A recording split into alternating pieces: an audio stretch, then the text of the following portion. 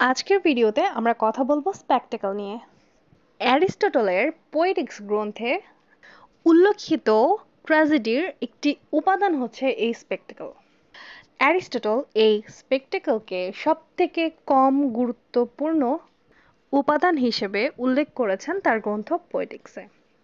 এটি ট্র্যাজেডির 6টি উপাদানের মধ্যে অন্যতম। এটি ছাড়াও আরো 5টি উপাদান ট্র্যাজেডির হচ্ছে প্লট, ক্যারেক্টার, থট, ডিকশন এবং সং। স্পেকটেকল বলতে কি বোঝায় সেটা জেনে নেওয়া আমাদের সবথেকে বেশি গুরুত্বপূর্ণ। স্পেকটেকল বলতে বোঝায় নাট্য প্রযোজনার দৃশ্যমান দিকগুলো, অর্থাৎ প্রযোজনার সময় যেই জিনিসগুলো দেখা যায় সেই দৃশ্যমান দিকগুলোকে বোঝায়, যেমন মঞ্চসজ্জা, দৃশ্যপট, পোশাক ইত্যাদি।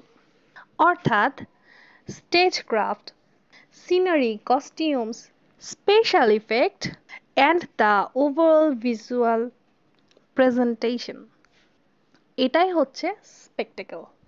স্পেকটেকল আরো কি কি কাজ অনেক সহজে করে থাকে সেটা আমরা জানি, চলো। স্পেকটেকল ভয়, করুণা, বিস্ময়, আবেগের মতো অনুভূতিগুলোকে জাগাতে পারে। ভিজুয়াল উপাদানগুলো দর্শকদের আবেগপ্রবণ প্রতিক্রিয়াগুলোকে জাগাতে পারে।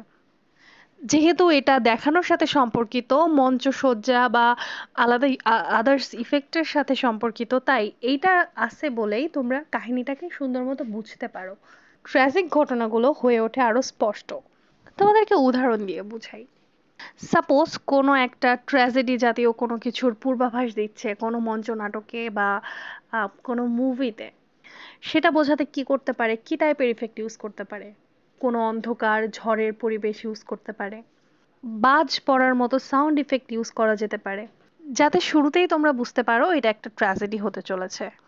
একটা অন্ধকার সেটিংস, একটা ঝোড়ো পরিবেশ, এগুলো দিয়ে কিন্তু সহজেই বোঝায় যে একটু ঝামেলা চলে আসছে সামনের দিকে, বা এটা ট্র্যাজেডি টাইপ কিছু হতে পারে। ঠিক তেমনই খুব উজ্জ্বল টাইপের যদি সেটিংস থাকে, মঞ্চ উপস্থাপনা থাকে, তোমরা এটা ইজিলি বুঝতে পারো যে এটা কোনো বিজয়ের প্রতীক হিসেবে ইউজ করা যেতে পারে। এই স্পেকটেকলের ইউজ কিন্তু একটা কাহিনীতে দর্শকের আবেগগত মাত্রাকে বাড়ানোর জন্য একটি সরঞ্জাম হিসেবে কাজ করতে পারে। আশা করছি তোমাদের কাছে ক্লিয়ার হয়ে গেছে।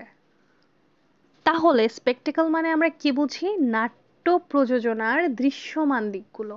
Thank you for tuning in today. Remember, education is the key to unlocking endless possibilities. Let's keep learning, growing, and inspiring each other. Stay curious, and until next time, keep exploring.